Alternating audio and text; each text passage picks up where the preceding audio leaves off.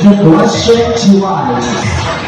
Students of this generation depends on using artificial intelligence or AI. How will you convince students to make AI as their support instead of a replacement?